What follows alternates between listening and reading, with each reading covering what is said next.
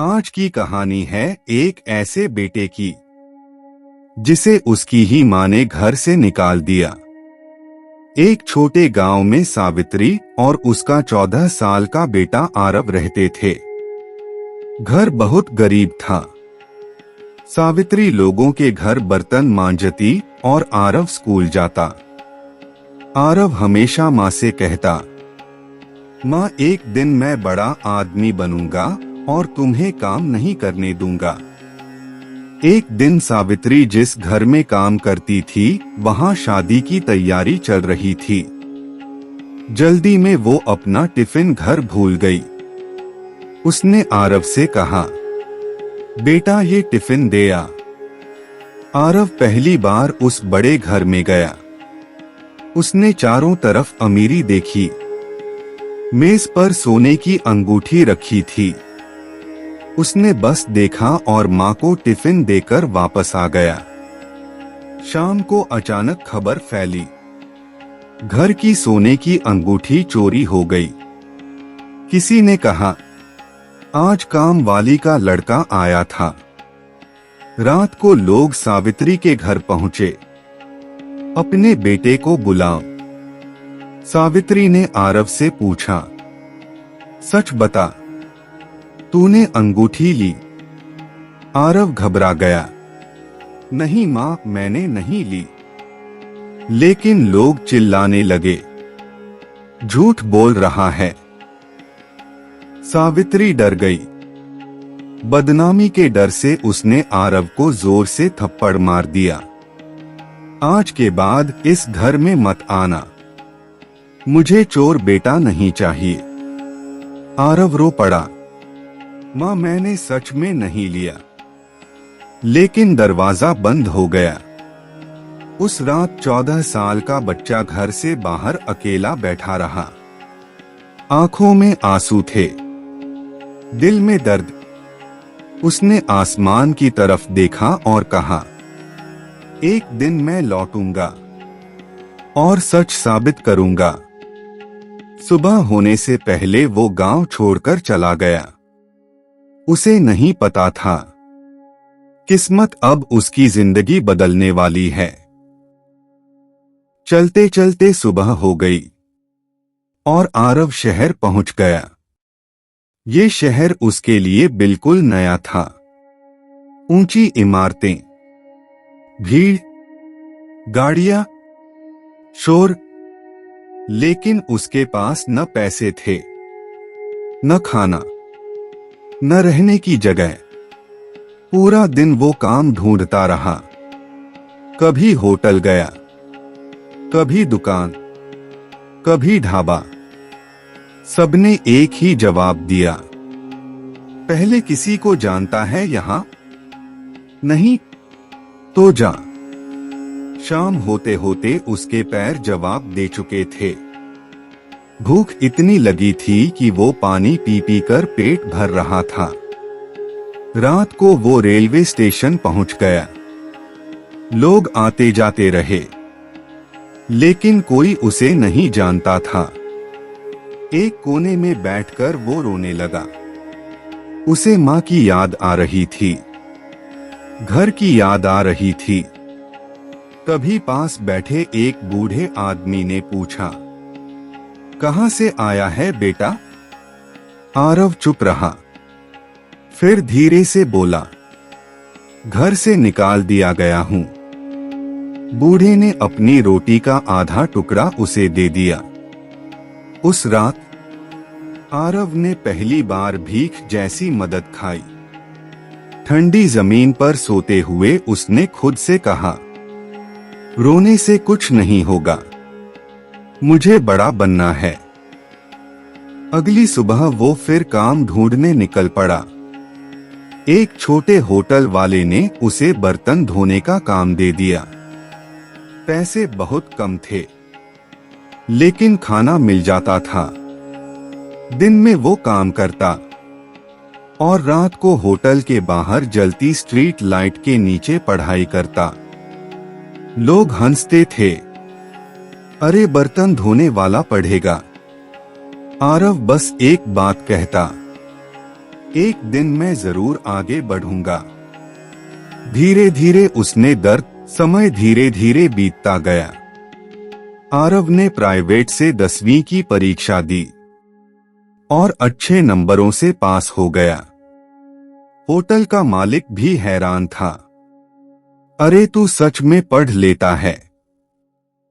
अब आरव का हौसला और बढ़ गया। उसने 12वीं की तैयारी शुरू कर दी। दिन में काम, रात में पढ़ाई। कई बार थककर किताब पर ही सो जाता, लेकिन सुबह फिर उठ जाता। आखिर 12वीं का रिजल्ट आया। वो पास हो गया। उस दिन उसने आसमान की तरफ देखकर कहा, माँ, मैं हार नहीं मानूंगा। लेकिन असली मुश्किल अब शुरू हुई।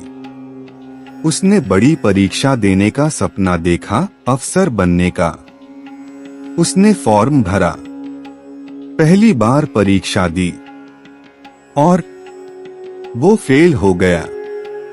उस दिन पहली बार वो टूट गया। रात को स्टेशन के पास बैठकर देर तक रोता रहा।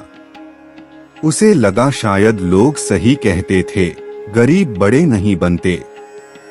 अगले दिन वो काम पर भी चुप था। मालिक ने पूछा, क्या हुआ? आरव बोला, मैं कोशिश करके हार गया। मालिक मुस्कुराया, हार वो नहीं जो गिर जाए, हार वो जो उठे ही नहीं। ये बात उसके दिल में बैठ गई। उसने फिर किताब उठाई और खुद से कहा, इस बार नहीं तो अगली बार सही, लेकिन रुकूंगा नहीं। अब वो पहले से ज्यादा मेहनत करने लगा। नींद कम, पढ़ाई ज्यादा।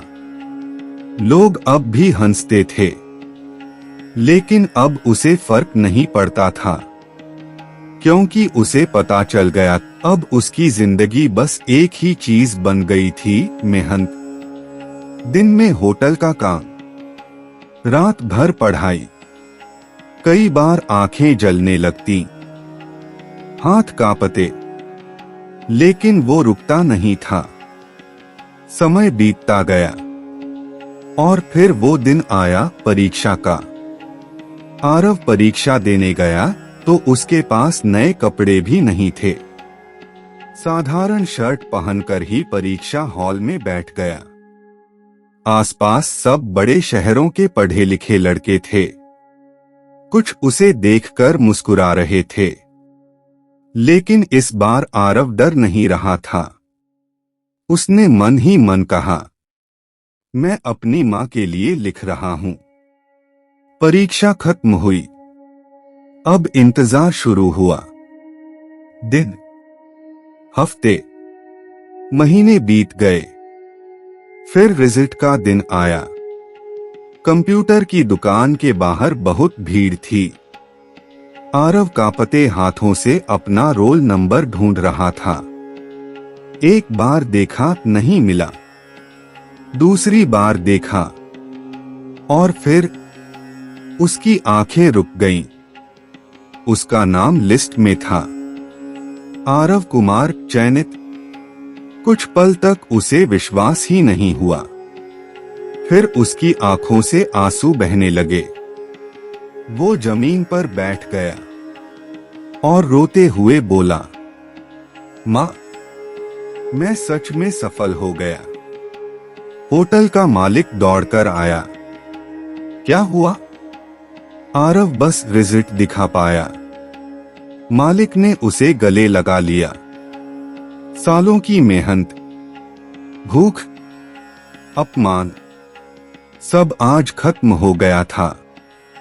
लेकिन आरव के दिल में एक ही ख्याल था, अब उसे घर वापस जाना है। उसे नहीं पता था, वहां उसका इंतजार सिर्फ खुशी नहीं, सच भी कर रहा था। आरव की सालों की मेहनत रंग लाई और वो अफसर बन गया।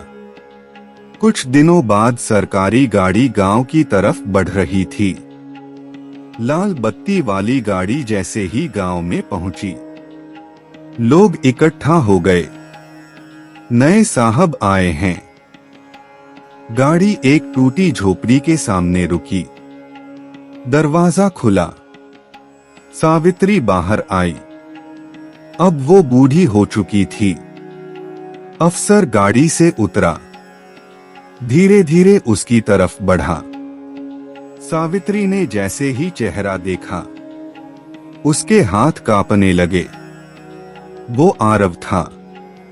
सावित्री की आंखों से आंसू बहने लगे। वो जमीन पर बैठ गई। मुझे माफ कर दे बेटा, मैंने तुझे घर से निकाल दिया। आरव की आंखें भी भर आईं। उसने मां को उठाया और गले लगा लिया। तभी पीछे से एक आदमी दौड़ता हुआ आया। वही घर का मालिक। वो रोते हुए बोला, बहन, असली चोर हमारा रिश्तेदार था, डर के कारण भाग गया था। तुम्हारा बेटा निर्दोष था। ये सुनकर सावित्री जोर जोर से रोने लगी। मैंने अपने ही बच्चे पर भरोसा नहीं किया। आरव ने मां के आंसू पोंछे और धीरे से कहा, मां, उस दिन आपने मुझे घर से निकाला था, लेकिन उसी दिन किस्मत ने मुझे दुनिया में भेज दिया। पूरा गांव ये देख रहा था। आज वही लोग ताली बजा रहे थे जो कभी शक कर रहे थे। सावित्री ने बेटे का हाथ पकड़ लिया। इस बार डर से नहीं, गर्व से। कहानी की सीख, कभी कभी जिंदगी हमें गिराती नहीं, हमें उठाने के लिए धक्का देती है। अगर कहानी दिल को छू गई हो तो वीडियो को लाइक और चैनल को सब्सक्राइब जरूर करें।